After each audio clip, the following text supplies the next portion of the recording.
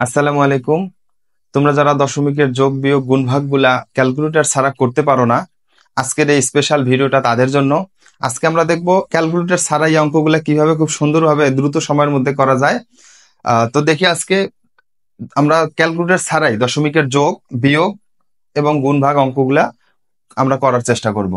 প্রথমে দেখি আমি এখানে দুইটা দশমিকের যোগ এখানে লিখছি, আগেই লিখছি। দেখো এখানে আছে হলো 1.01 যোগ 1.02 যোগ 3.2150।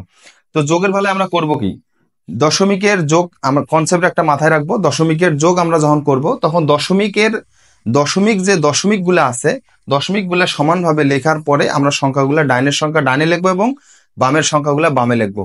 দেখি প্রথমে কি বলছে, 1.01, অর্থাৎ দশমিকটা যদি আগে লিখি তাহলে 1.01।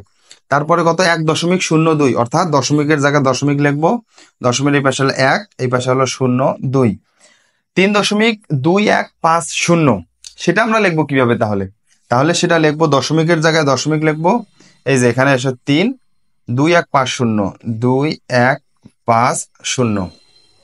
এখন আমরা এটা যোগ করব, কিন্তু যোগ করার ক্ষেত্রে আমরা এখানে দেখবো যে এখানে যে ডিজিট গুলো ফাঁকা আছে, সেই ফাঁকা ডিজিট গুলো আমরা কি করব, শূন্য দিয়ে ভরাট করে দিব। অর্থাৎ এখানে দেখেন দশমিকের পর 1 2 3 4 চারটা ডিজিট আছে, আর এখানে আসলে দশমিকের পর 1 2 দুইটা ডিজিট, অর্থাৎ বাকি যে দুইটা ডিজিট ফাঁকা আছে এগুলো আমরা শূন্য দিয়ে ভরাট করে দিব।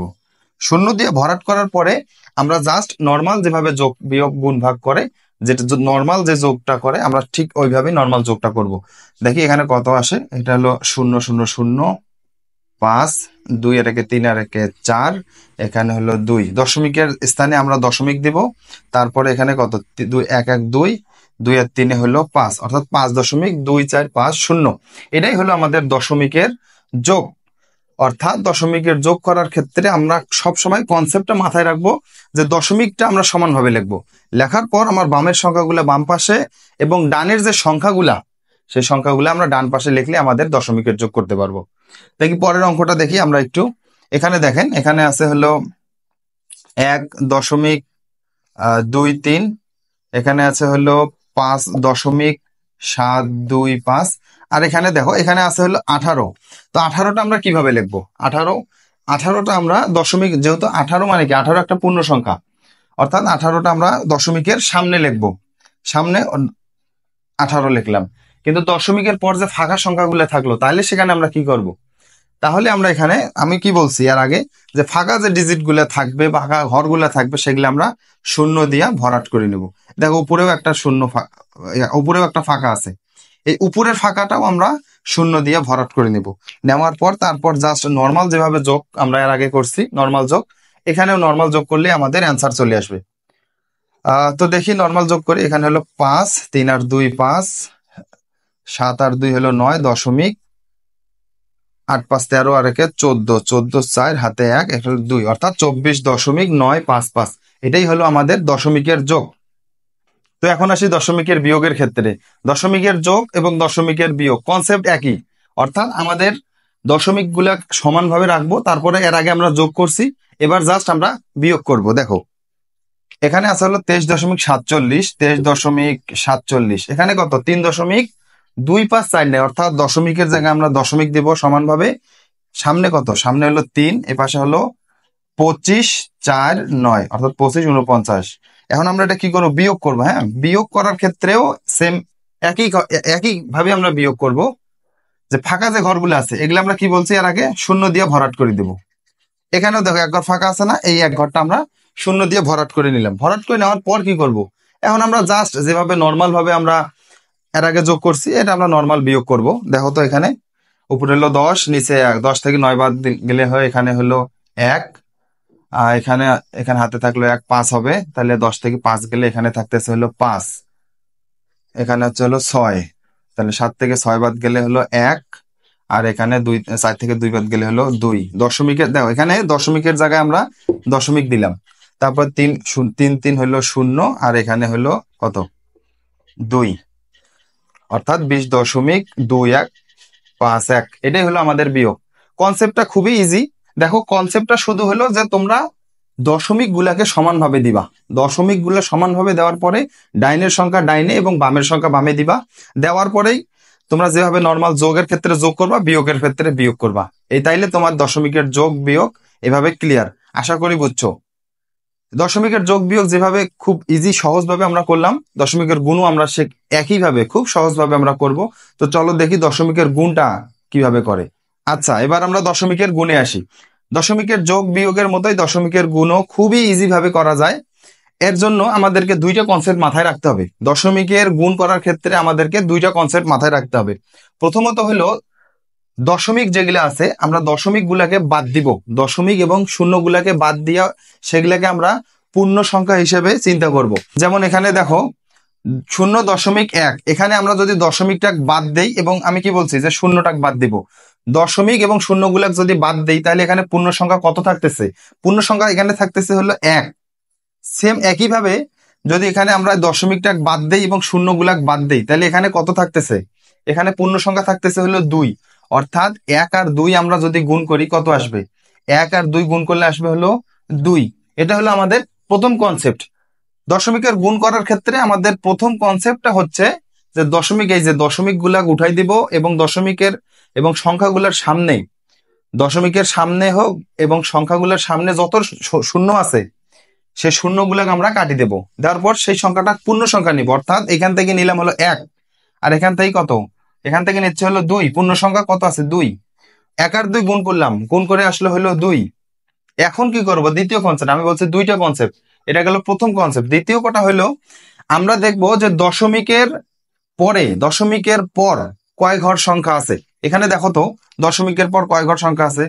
এখানে আসলে 1 ঘর, এখানে হলো 2, 3, অর্থাৎ এখানে আছে হলো 3 ঘর সংখ্যা।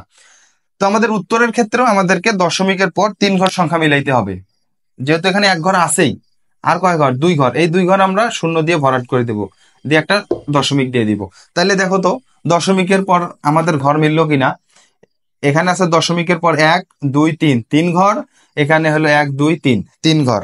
অর্থাৎ এটাই হলো আমাদের দশমিকের গুণের সূত্র। আশা করি বিষয়টা বুঝতে পারছো। তারপরও এই অঙ্কটা দেখার পরে আরো একটু ইজি হবা। দেখো পরের আরেকটা অঙ্ক বুঝাই। এখানে দেখো আমরা যদি এখানে দশমিকটা বাদ দেই, আমি কি বলছি যে দশমিক গুলোকে আমরা বাদ দিব এবং যদি শূন্য থাকে সেটা বাদ দিব, কিন্তু এখানে তো কোনো শূন্য নাই, তাই না? তো এখানে আমরা কত লিখবো? তাহলে আমরা এটা ধরবো হলো 24। আর এখানে কি বলছি? দশমিক বাদ দিব, শূন্য গুলাক বাদ দিব। তাহলে এখানে থাকতেছে কি? শুধু 3। অর্থাৎ 24 এবং 3 আমরা গুণ করব। 24 আর 3 গুণ করলে হয় হলো 72। 3, 24 এবং 72। আচ্ছা, এরপরে কি বলছে? দ্বিতীয়টা হলো দশমিকের পর কয় ঘর শূন্য শূন্য বা সংখ্যা আছে, সেই দশমিকের পর আমরা এই সংখ্যাটাকে মিলাই দিব, আমাদের অ্যান্সার শেষ।